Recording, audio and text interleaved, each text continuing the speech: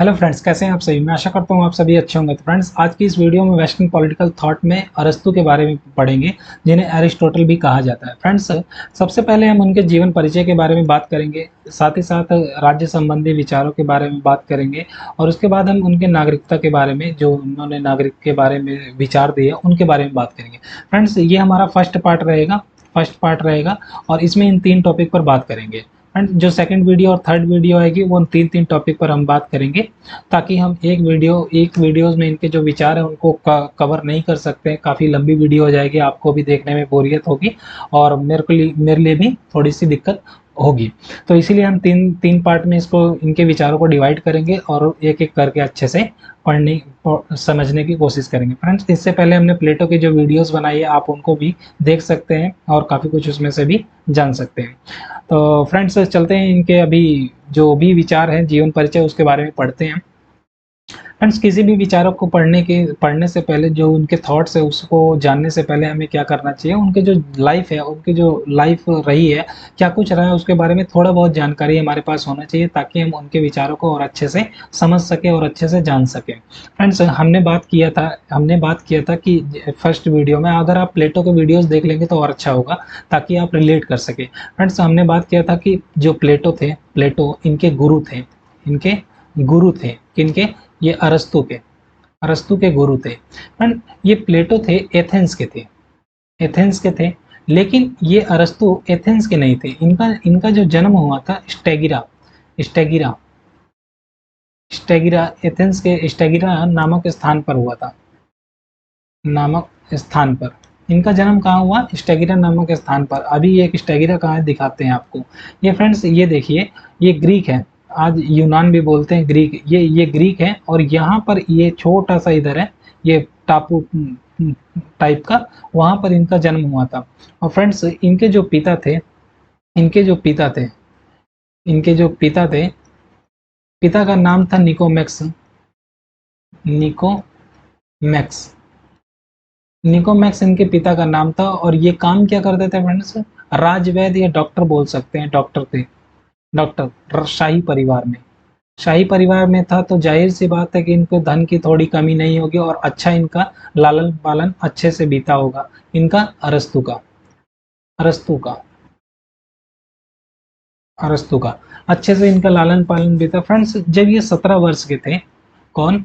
अरस्तु जब 17 वर्ष के थे, तो इन्होंने नाम सुना हुआ था प्लेटो का, कि वहाँ अच्छी शिक्षा दी जाती है, दार्शनिक है और काफ़ी अच्छा मैथ वैथ पढ़ाते हैं। तो इन्होंने 17 वर्ष की आयु में ही अपना जो घर था उसको छोड़ करके एथेंस आ गए। एथेंस उस समय जो उनकी अकेडमी थी, अकादमी अकादमी बहुत प्रसिद्ध हो चुकी थी, बड़े दूर दूर से बच्चे वहाँ पर पढ़ने आते थे, तो ये भी गए। लेकिन देखते ही देखते ये अकेडमी के बहुत ही मतलब बुद्धिमान, जैसे बोलते हैं ना, बुद्धिमान विद्यार्थी, बुद्धिमान बन गए, बहुत बुद्धिमान। और इनको कहा जाता था कि ये अकेडमी के जो है मस्तिष्क हैं। ये प्लेटो खुद बोलते थे कि अकेडमी के ये मस्तिष्क हैं। और जब इन्होंने लगभग 20 वर्षों तक शिक्षा यहीं पर ग्रहण किया, और 347 ईसा पूर्व में, 347 बीसी में, जब प्लेटो की मृत्यु हो गई, इनके गुरु की जब मृत्यु हो गई, तो ये वहाँ से चले गए। और इनको लग रहा था कि मृत्यु के बाद जो अकेडमी का जो संस्थान थी, उसके प्रधानाध्यापक ये बनाए जाएंगे, लेकिन ऐसा नहीं हुआ। क्यों नहीं हुआ? कि ऐसा माना जाता था कि ये अरस्तु हैं, ये एथेंस के नहीं है, नागरिक नहीं है, तो इनको अकेडमी का संस्थान नहीं दिया जा सकता है, क्योंकि ये स्टेगिरा के थे। तो इनको संस्थान का जो प्रधानाध्यापक था नहीं बनाया गया, और उसकी जगह पर जो प्लेटो के भतीजे थे उनको स्थान दिया गया। अब जब ये यहाँ से चले गए, तो यहाँ से जाने के बाद अपने स्टेगिरा नामक जो होम था वहाँ पर वापस नहीं गए।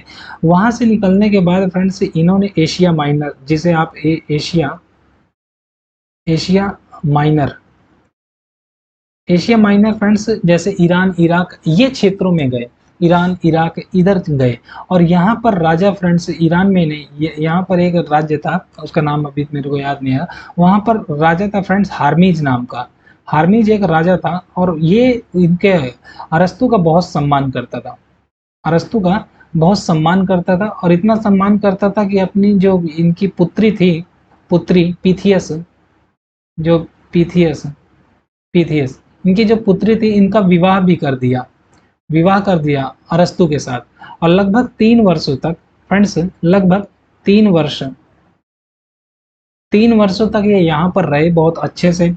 और यहीं पर रहकर फ्रेंड्स इन्होंने जो जो राज्य व्यवस्था बोलते हैं, राजनीति, राज्य व्यवस्था राज्य व्यवस्था राजतंत्र राजतंत्र हैं, अर्थशास्त्र अर्थशास्त्र का व्यवहारिक ज्ञान, यहाँ पर रहकर इन तीनों का ज्ञान फ्रेंड्स इन्होंने व्यवहारिक कार्यात्मक रूप से खुद स्वयं अनुभव करके सीखा यहाँ से। और साथ ही साथ ये भी देखा कि किस तरीके से ईरान का जो था, ईरान में निरंकुश शासन था। निरंकुश शासन फ्रेंड्स क्या होता है कि एक राजा जब दूसरे के हित में या समाज के हित में काम न करके अपने सेल्फ इंटरेस्ट में काम करने लगता है और दूसरों की इच्छाओं की परवाह नहीं करता, उनको कोई स्वतंत्रता नहीं देता है, तो वो एक निरंकुश टाइप का राजा हो जाता है। तो निरंकुश शासन का यहाँ पर पतन भी देखा है कि ईरान में कैसे निरंकुश शासन का पतन हो रहा है। तो फिर फ्रेंड्स यहाँ पर ये काफी दिनों तक रहे, 3-4 सालों तक, तो इसका काफी इनके ऊपर प्रभाव पड़ा फ्रेंड्स।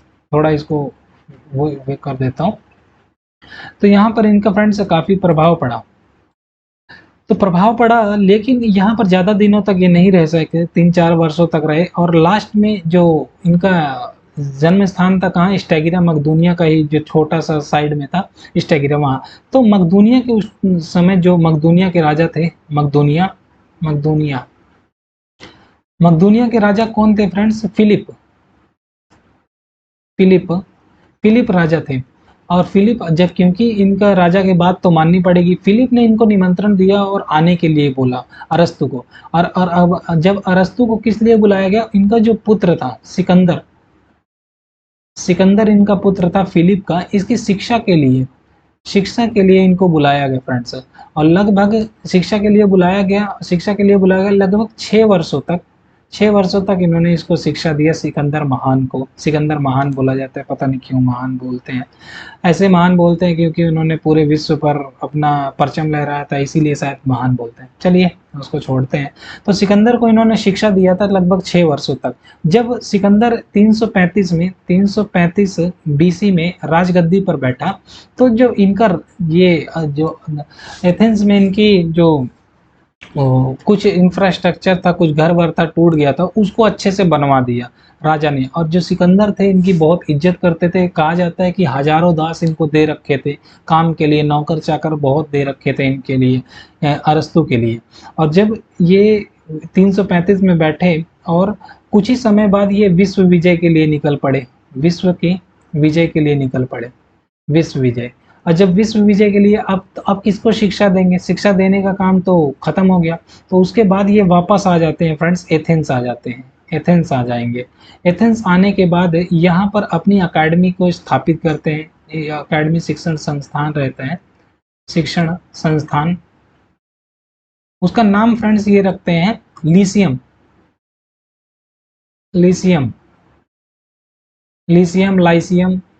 लाइसियम, ये रख देते हैं नाम। यहाँ पर लगभग फ्रेंड्स ये 12 वर्षों तक शिक्षण अध्यापन करते रहते हैं। लेकिन जब 322 बीसी में सिकंदर की मृत्यु हो जाती है, सिकंदर जब मारा जाता है युद्ध में ही, तो ये क्या करते हैं, 322 में मारा जाता है। और सिकंदर के डर से ही जो सिकंदर के डर से ही एथेंस शांत बैठा था। और एथेंस के जो सत्ता में थे वो नहीं चाहते थे मकदूनिया से, मतलब शत्रुता रखते थे। तो जब मृत्यु की खबर आई सिकंदर की कि वो मारा गया है, तो अरस्तु के ऊपर आरोप लगाया गया, धर्म का आरोप कि आप धर्म के खिलाफ बोल रहे हैं। उनके ऊपर दुराचार का आरोप लगाया गया, देशद्रोह का आरोप लगाया गया सिकंदर की मृत्यु के बाद। तो जो अरस्तु थे वहां एथेंस से उनको भागना पड़ा है। और कैलिसस नामक एक जगह थी, यहाँ पर वो भाग गए। और जाते जाते फ्रेंड्स उन्होंने एक बात कही कि जो गलती पहले एथेंस वासियों ने किया था प्लेटो को वो सुकरात को मार करके, वो गलती दोबारा नहीं दोहराने देंगे। मतलब कि उन्होंने कहा कि जो गलती एथेंस वासियों ने दोबारा एक बार कर लिया कि दर्शन शास्त्र की हत्या कर दी, क्योंकि वो एक दार्शनिक थे, दोबारा एथेंस वासियों को दर्शन शास्त्र की हत्या करने का मौका नहीं दूंगा, ये इनके शब्द थे फ्रेंड्स। तो इन्होंने भाग करके कैलिसस में जगह ली, लेकिन कहा जाता है कि यहीं पर इनकी मृत्यु हो गई थी फ्रेंड्स। 322 में ही इनकी भी मृत्यु हो गई थी। किनकी? अरस्तु की। अरस्तु के कहते हैं कि 322 में इनकी भी मृत्यु हो गई थी। कुछ लोग कहते हैं कि इन्होंने आत्महत्या कर ली थी और कुछ लोग कहते हैं कि ऐसे ही कुछ घटना की वजह से इनकी मृत्यु हो गई। कुछ भी अभी स्पष्ट नहीं है, लेकिन इनकी मृत्यु इस टाइम पर हो गई थी। तो फ्रेंड्स इनका ये था जीवन परिचय। और इन्होंने फ्रेंड्स एक बुक लिखी, जो बुक तो इन्होंने लगभग 400 लगभग इन्होंने 400 बुक्स लिखी है। और ऐसा कोई भी क्षेत्र नहीं छोड़ा है जहाँ जिसमें इन्होंने बुक ना लिखी हो, चाहे फिर वो खगोल शास्त्र हो, तर्क शास्त्र हो, फिजिक्स हो, केमिस्ट्री हो, जीव शास्त्र हो, मानव विज्ञान हो, और मानो साइकोलॉजी हो, सभी चीज़ों पर इन्होंने बुक लिखी। लेकिन हम अभी राजनीति की बात कर रहे हैं, तो इनकी जो 2 बुक है इंपॉर्टेंट है। पहला इनकी जो बुक लिखी थी फ्रेंड्स, पॉलिटिक्स, और दूसरा इन्होंने जो बुक लिखी है फ्रेंड्स, कॉन्स्टिट्यूशन ऑफ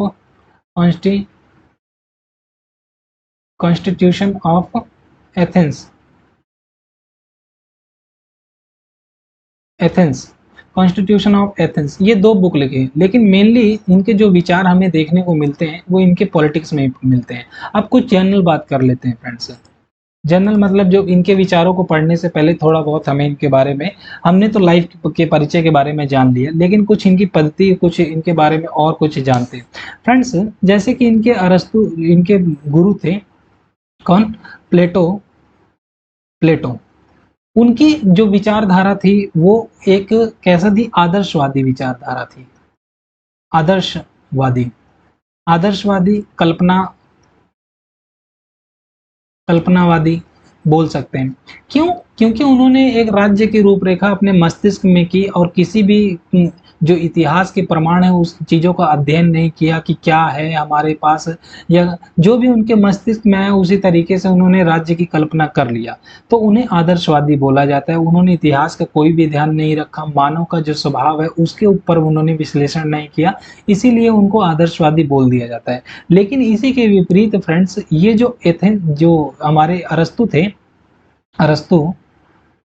अरस्तु इन्होंने क्या किया फ्रेंड्स? अपने जो कोई भी जो विचार है उसको देने से पहले या लिखने से, कुछ भी बोलने से पहले उन्होंने उसका विस्तृत विश्लेषण किया, अध्ययन किया, तुलनात्मक अध्ययन किया। तुलनात्मक अध्ययन का मतलब ये कि फ्रेंड्स 2 चीज़ों को रख करके उनके बीच में समानताएं या समानताएं निकालना, उसके बाद इन्होंने अपने कोई विचार दिया। तथ्यों को इन्होंने ज़्यादा प्रभाव दिया, तो फ्रेंड्स ज़्यादा महत्व दिया। तथ्य इतिहास, मानव स्वभाव, ये सब चीजों का इन्होंने फ्रेंड्स अध्ययन करके तभी अपने विचारों को दिया है। तो इसीलिए इनको क्या बोला जाता है फ्रेंड्स? अरस्तु को राजनीति विज्ञान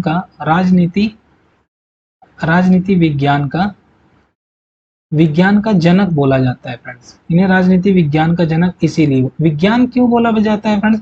हम प्लेटो को आदर्शवादी भी बोलते हैं, लेकिन इन्हें यथार्थवादी भी बोला जाता है।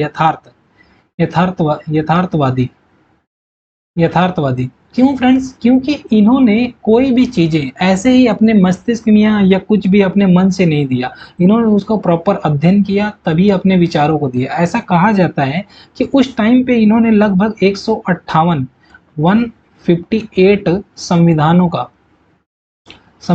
का अध्ययन किया था उन्होंने 158 संविधानों का तुलनात्मक अध्ययन किया था। तुलनात्मक अध्ययन के बाद इन्होंने अपना विचार दिया था। तो इसीलिए इनको क्या बोला जाता है? राजनीति विज्ञान का जनक भी बोला जाता है, और यथार्थवादी विचारक भी बोला जाता है। और कहते हैं कि यहीं से प्लेटो और अरस्तु से ही 2 धाराओं का विकास हुआ, राजनीति विज्ञान में एक आदर्शवादी, दूसरी यथार्थवादी। आगे चलकर यूरोप के जितने भी दार्शनिक, जितने भी विचारक हैं, इन्हीं के विचारों पर ही या तो वो प्लेटोवादी हैं या तो वो अरस्तुवादी हैं। तो इन्हीं यथार्थवादी और आदर्शवादी में ही राजनीति विज्ञान को बांट दिया गया। और तुलनात्मक जो राजनीति शास्त्र का जन्म होता है, यही इनके अरस्तु के ही विचारों से ही जन्म होता है, क्योंकि यहाँ इन्होंने ही सरकारों का वर्गीकरण करके बताया है। उसके बारे में फ्रेंड्स हम आगे बात करें। ये तो थी इनके जनरल बुक, जनरल बात फ्रेंड्स। और इनकी जो बुक थी पॉलिटिक्स, इसको फ्रेंड्स इन्होंने 8 भागों में लिखा है, 8 भागों में।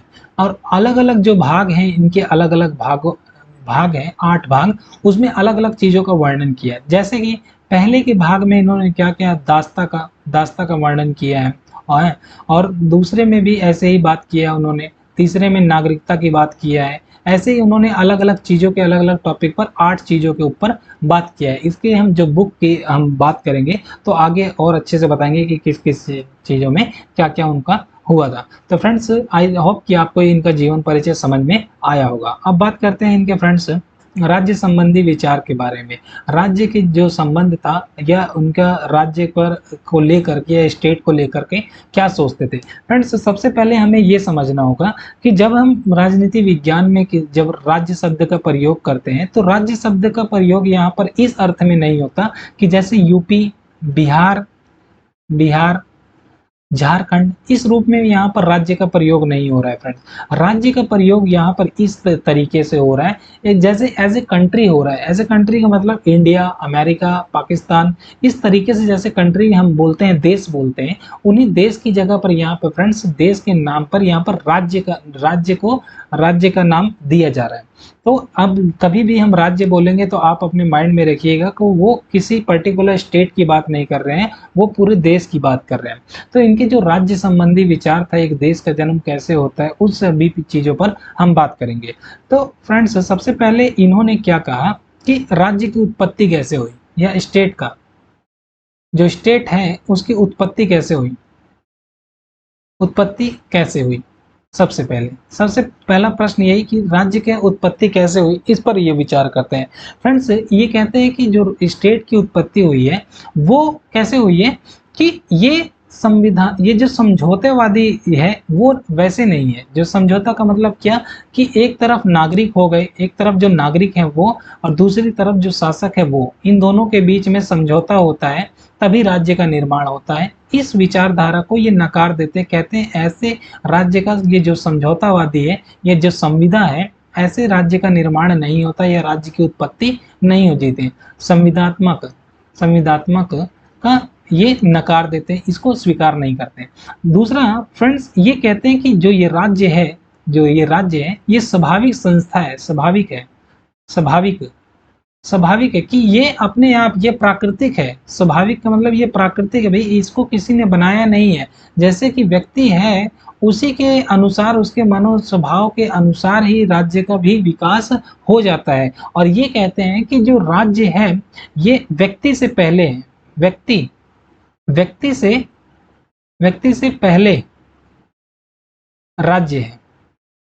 क्यों कहते हैं ये व्यक्ति से पहले राज्य है, इसके बारे में समझते हैं। फ्रेंड्स इनका मानना यह है कि व्यक्ति जो है, व्यक्ति क्या है, व्यक्ति का स्वाभाविक गुण है, स्वाभाविक गुण क्या है, अपनी रक्षा करना, और दूसरा अपने जो विकास के लिए जरूरी है, विकास के लिए जो जरूरी चीजें हैं उसकी पूर्ति करना, ये जरूरी है। और उनका ये कहना है कि फ्रेंड्स जो व्यक्ति है वो समाज में रहता है, लेकिन समाज का जो सामाजिक दायरा है वो सभी में पाया जाता है, जानवरों में भी पाया जाता है। वो सामाजिक क्रिया का मतलब अपने समाज में वो एक अलग तरीके का समाज बनाते हैं। तो उनसे और व्यक्ति का जो समाज है उसको कैसे अलग करते हैं, वो कहते हैं कि ये व्यक्ति के पास बुद्धि है, बुद्धि है। और जब ये बुद्धि की बात करते हैं तो वो कहते हैं कि ये जो बुद्धि है यही व्यक्ति को अलग बनाती है। किससे बनाती है? अन्य समाजों से अलग बनाती है। और आगे चल करके यही लोग जो बुद्धि है इसका प्रयोग करके परिवार बनाते हैं व्यक्ति, परिवार समुदाय, परिवार नामक समुदाय का निर्माण करता है। और परिवार में जिस तरीके से, कैसे पति पत्नी रहते हैं, पति पत्नी, पत्नी और दास और बच्चे, ये देखिए परिवार में क्या है, पति पत्नी दास और बच्चे हैं। और पति का शासन रहता है पत्नी पर, दास पर, बच्चों पर। क्यों? क्योंकि पति क्या करता है, जो घर का मुखिया होता है वो शासन करता है, और घर की जितनी भी जरूरतें हैं, जैसे कि पैसे कमाने की या रोटी कपड़ा मकान की जितनी भी जरूरतें हैं, वो कौन पूरा करता है, घर का शासक पूरा करता है। तो अरस्तु कहते हैं कि परिवार में व्यक्ति की सभी जरूरतें हैं, जरूरतें वो पूरी नहीं होती। यहाँ पर उसका जो स्वभाव है, जो मनोरंजन है या कुछ भी, जो थोड़ा नैतिक विकास होता है, लेकिन अदर चीजें, क्योंकि यहाँ पर उसकी पेट भर जाएगा, उसकी जो भूख है वो मिट जाएगी, लेकिन भूख के अलावा भी व्यक्ति की कुछ इच्छाएं होती है, जिसकी पूर्ति के लिए वो क्या करता है, परिवार जो मिल करके एक ग्राम का निर्माण करते हैं, गांवों का निर्माण करते हैं।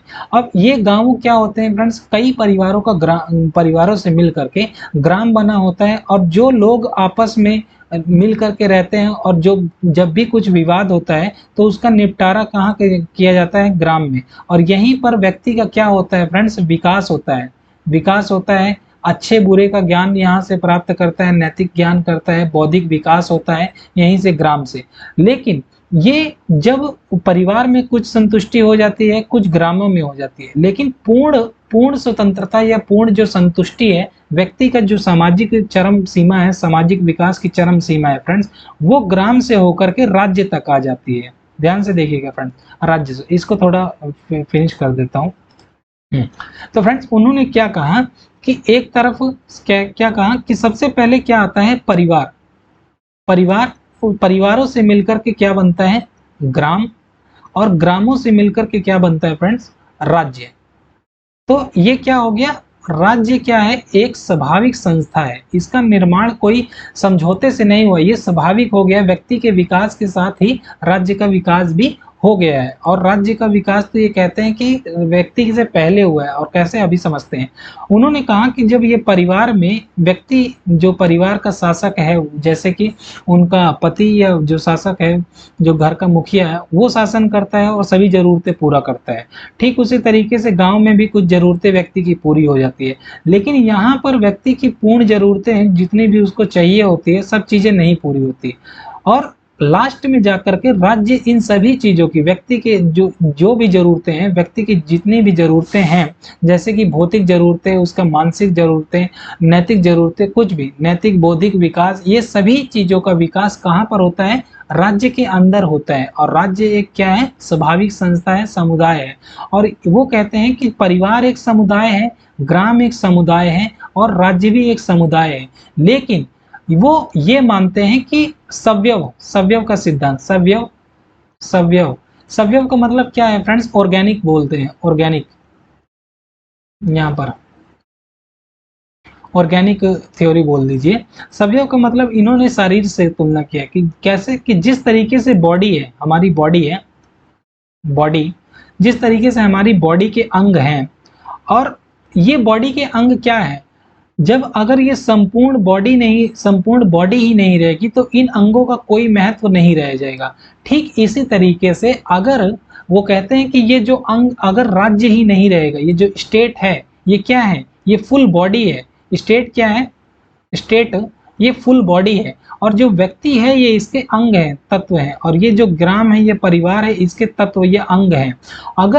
अगर ये स्टेट ही संपूर्ण खत्म हो जाएगा तो ये व्यक्ति का भी महत्व खत्म हो जाएगा, व्यक्ति भी विकास नहीं कर सकता, और ये ग्रामों का भी महत्व खत्म हो जाएगा। ऐसा ऐसा अरस्तु का मानना है। तो ये क्या मानता है, सवयव का सिद्धांत मानता है राज्य में, कि राज्य कैसे बना है, जिस तरीके से शरीर का निर्माण हुआ है और अंगों से, उसी तरीके से पहले संपूर्ण बना है, उसी और वो संपूर्ण बना है, और संपूर्ण से ही अंगों का महत्व रहता है। अगर संपूर्ण नहीं है तो अंगों का महत्व नहीं रहेगा। अगर हमारी फुल बॉडी नहीं रहेगी तो एक हाथ को अगर काट देंगे तो हाथ का अकेले का क्या करेंगे, इसी तरीके से इन्होंने समझाया है। तो फ्रेंड, अब हमने बात किया था कि राज्य क्या है, परिवार वो व्यक्ति से पहले है।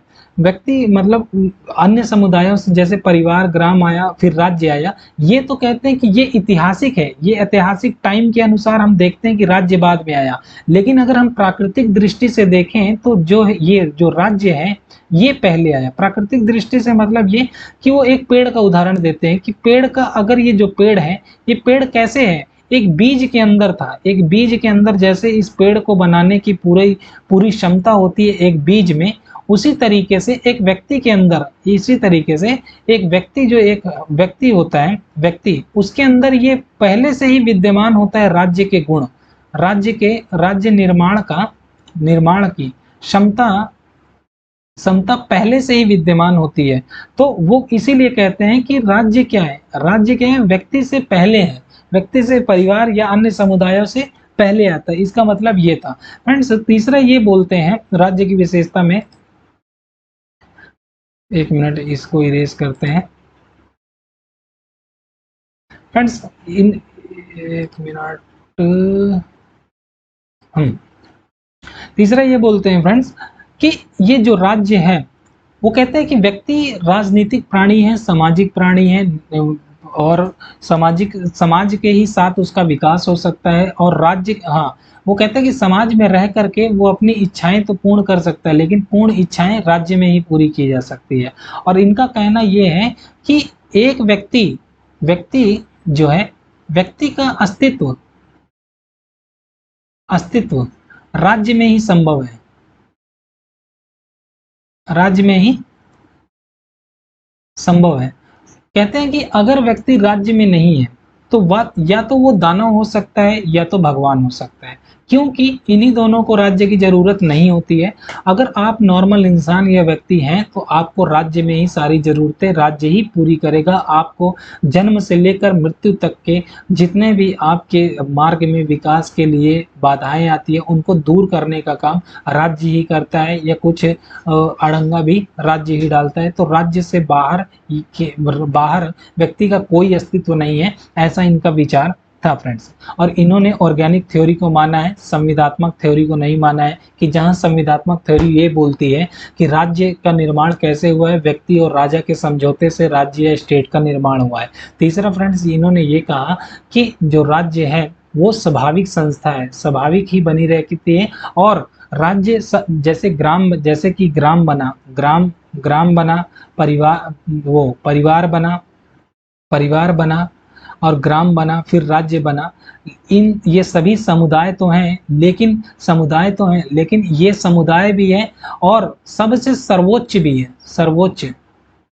सर्वोच्च समुदाय है। क्यों? क्योंकि ये आत्मनिर्भर है।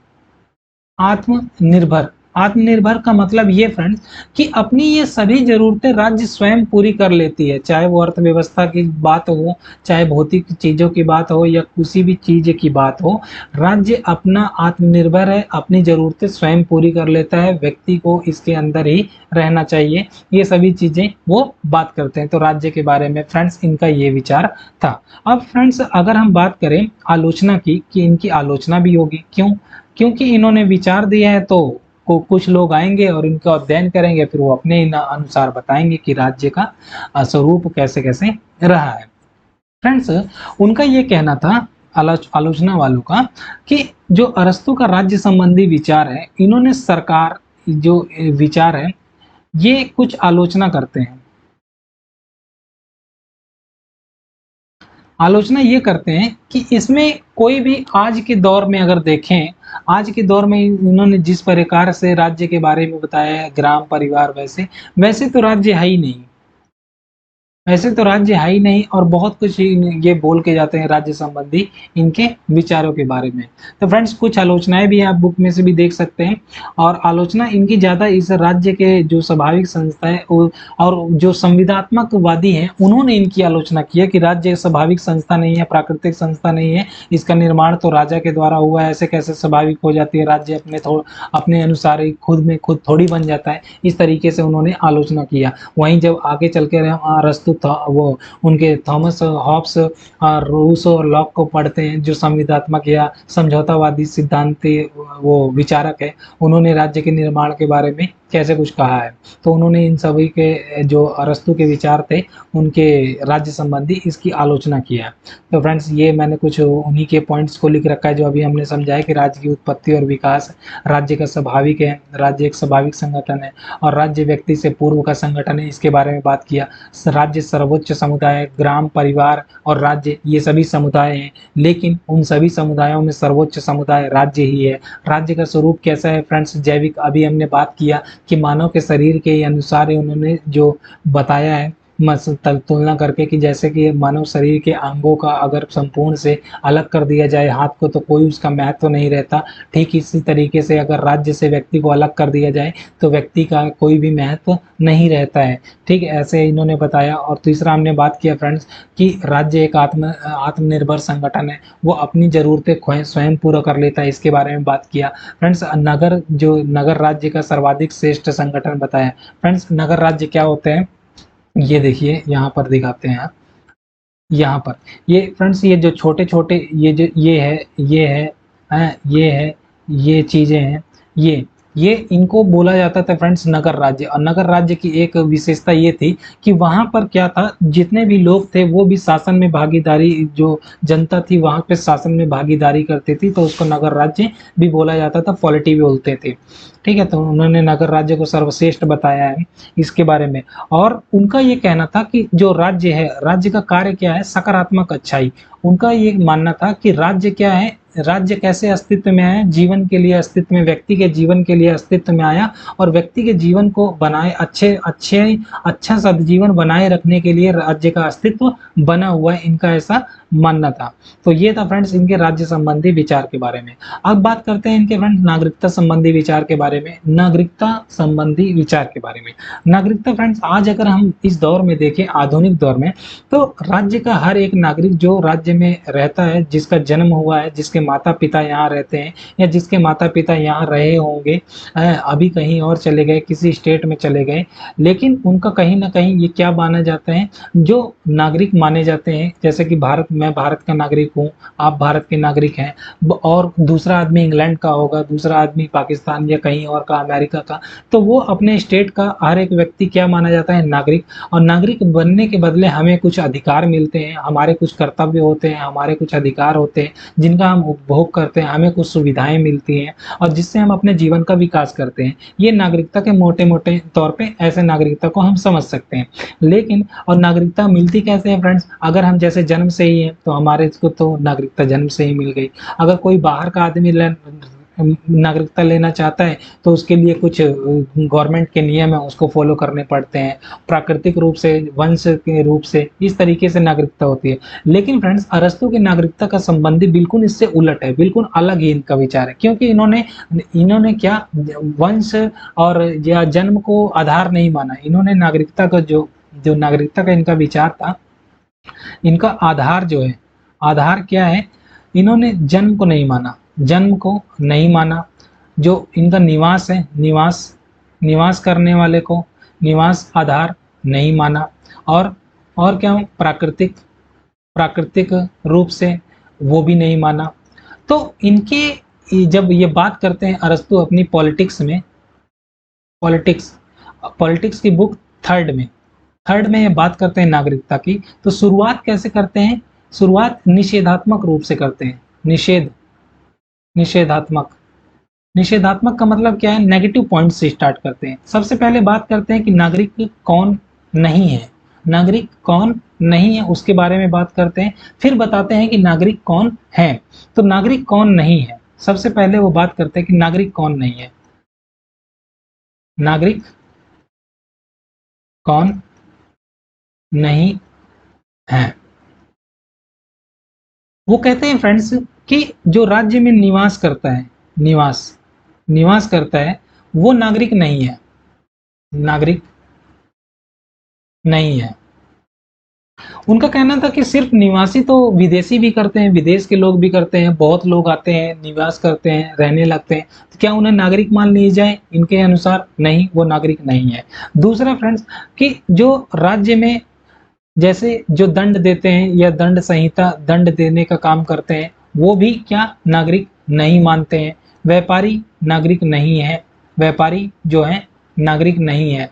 और इसके साथ ही स्त्री, जो महिलाएं होती है, स्त्री, बच्चे बच्चे बूढ़े बूढ़े ये नागरिक नहीं है, इनको भी नहीं मानते हैं। और इसके साथ ही जो व्यापारी वर्ग है, मजदूर वर्ग है, उन्हें भी ये नागरिक नहीं मानते। तो इनका ये कहना था कि जो लोग निवास करते हैं वो नागरिक नहीं है, स्त्री है, बच्चे हैं, बूढ़े हैं, वो भी नागरिक नहीं हो सकते हैं राज्य के। निवास करते हैं, रहते हैं, लेकिन वो नागरिक नहीं हो सकते। अब बात करते हैं कि नागरिक कौन होंगे।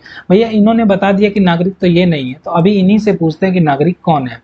इन्होंने कहा कि नागरिक वही व्यक्ति है, आधार क्या माना, आधार उन्होंने जन्म और निवास को नहीं माना, इन्होंने आधार माना शासन को, शासन के कार्यों में भाग लेने वाले को, भाग लेना, भाग लेना और भाग लेने वाले को माना है क्या, नागरिक माना है। भाग कौन लेगा उसके बारे में बात करेंगे। उन्होंने कहा कि जो शासन के, ध्यान से सुनिएगा, उन्होंने कहा कि एक व्यक्ति नागरिक वही होगा जो शासन के कार्यों में शासित और शासन दोनों के लिए गुणवान होगा, जो दोनों के लिए योग्य होगा, वही नागरिक माना जाएगा। जिसके अंदर बुद्धि हो, शासन के कार्यों में भाग लेने के लिए, पद प्राप्त करने के लिए, प्रशासनिक प्रक्रिया, न्यायिक प्रक्रिया में भाग लेता हो, उसी को इन्होंने नागरिक माना है फ्रेंड्स। तो इन्होंने जब इतनी सीमित अवधारणा दिया नागरिकता की, तो बहुत कम ही लोग इनके जो विचार में फिट बैठेंगे, बहुत कम ही लोगों को नागरिकता प्राप्त हो पाएगी। तो इनके अनुसार वो लोग जो शासन के कार्यों में, न्यायिक कार्यों में भाग लेते होंगे, पदों को प्राप्त करते होंगे, इनके अनुसार वही नागरिक होंगे। और क्यों इन्होंने स्त्री और बच्चों को रखा, स्त्री और बच्चे और बूढ़ों को नहीं रखा? उनका ये कहना था कि जो स्त्रियां या बच्चे हैं, इनमें दिमाग या मस्तिष्क में बुद्धिमान नहीं होते, कमी होती है, और बूढ़े तो वैसे भी बुद्धि की कमी होते हैं, इसीलिए इनको नागरिक नहीं माना जा सकता, क्योंकि ये शासन में डायरेक्ट भाग नहीं ले सकते हैं। निवासियों को, क्योंकि ये सब निवास करते हैं, तो निवास सभी करते हैं, तो उनको भी नागरिक नहीं माना जाता है। और जो विदेशी होते हैं वो लोग तो शासन के कार्यों में भाग नहीं ले सकते। क्यों? क्योंकि वो अपने भी देश के लिए, हितों के लिए कानून बनाने लगेंगे। दंडाधीश का इन्होंने कहा कि जो दंड देता है या कुछ भी करता है, उसको भी नागरिक नहीं माना, क्योंकि उन्होंने कहा कि ये तो एक दूसरे राज्य से समझौता करने पर भी ऐसा हो सकता है। तो इस तरीके से उन्होंने बच्चे, बूढ़ों और दास, हाँ इधर तो हमने दास भूल ही गए हैं, दास्ता, दास, इनको भी नागरिक नहीं माना है। तो इन्होंने कहा कि जो शासन के कार्यों में भाग लेगा वही नागरिक होगा। अब भाग कौन लेगा उसके बारे में बात करते हैं, इस एक मिनट उसके बारे में बात करते हैं। उन्होंने कहा कि भाग कौन लेगा, दूसरा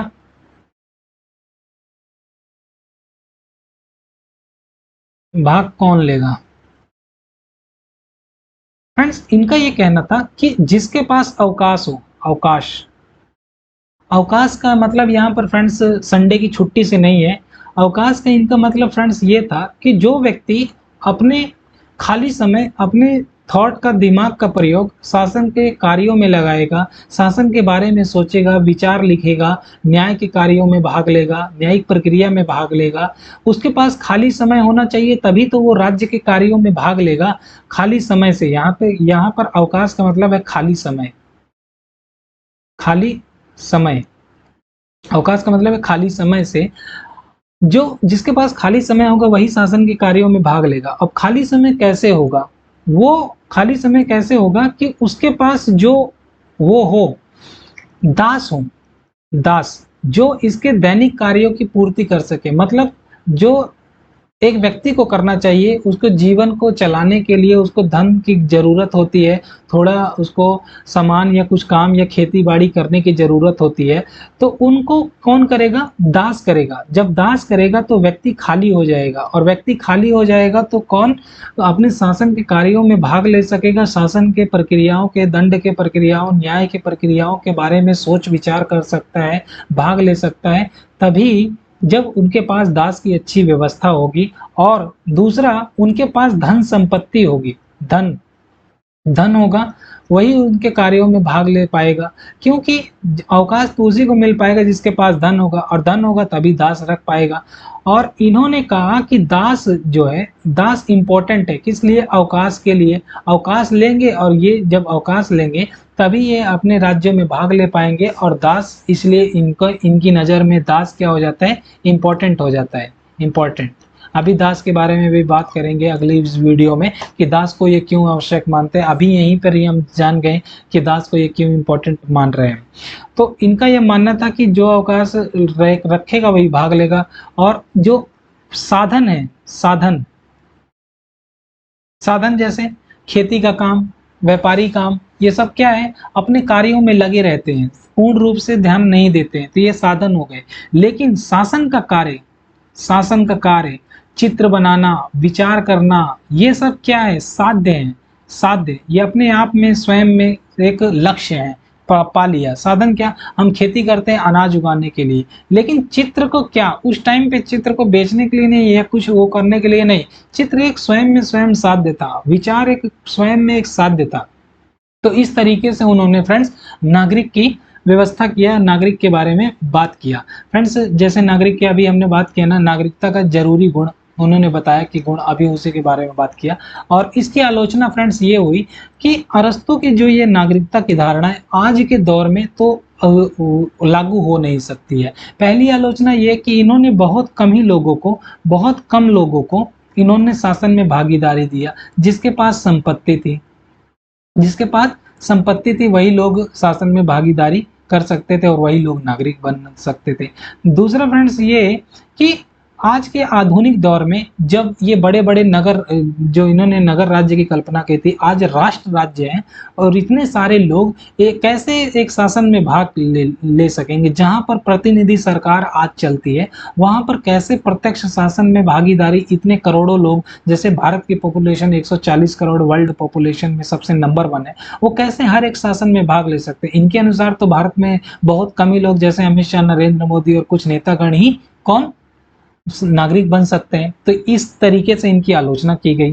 तीसरा फ्रेंड्स ये कि ये हमने बताया ना कि प्रतिनिधि सरकार में लागू नहीं होता। इन्होंने स्त्रियों, पुरुषों, दासों को बाहर रखा है, और दास की इन्होंने समर्थन किया कि दास नगर में यह जो राज्य है वहां पर होना चाहिए। इसकी भी आलोचना आज आधुनिक दौर पर की जाती है। फ्रेंड्स कितना भी इनकी आलोचना की जाए, लेकिन नागरिकता का विचार ज़्यादा इंपॉर्टेंट इनका लगता नहीं है। हमें पढ़ना चाहिए और पढ़ना चाहिए, लेकिन ज़्यादा आज के आधुनिक दौर में इसका रिलेवेंस बहुत ही कम है। उस टाइम पे इनका रिलेवेंस इसलिए था क्योंकि वहां पर प्रत्यक्ष शासन था। कहां पर? यूनान में।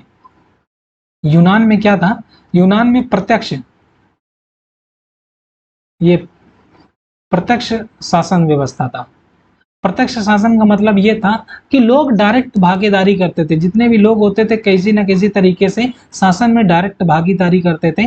तो इसीलिए उन्होंने उस चीज़ों को ध्यान में रख करके, उस टाइम को ध्यान में रख करके इन्होंने नागरिकता का शायद हो सकता है विचार दिया होगा। तो फ्रेंड्स आई होप कि आपको समझ में आया होगा, और मैं आशा करता हूँ आपको समझ में आया होगा। और अच्छे से देखने के लिए एक बार आप वीडियोस को और अच्छे से देखिएगा, और कुछ भी आपके डाउट्स हो तो कमेंट करके ज़रूर पूछिएगा, और आगे आने वाली वीडियो में हम जितने भी इनके अभी विचार बचे हुए उसके बारे में डिस्कस करेंगे। तो मिलते हैं फिर नेक्स्ट वीडियो में।